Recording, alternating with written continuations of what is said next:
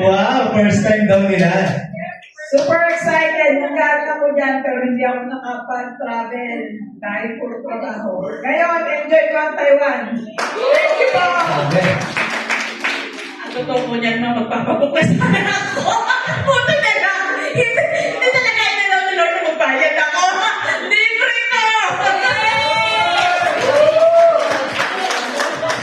Sige ma'am, nag-inquire na kami. Sa'yo libre na eh. So, okay na din, no, di ba? Ayun, siyempre, napakasarap na naman yung paglalunod ko.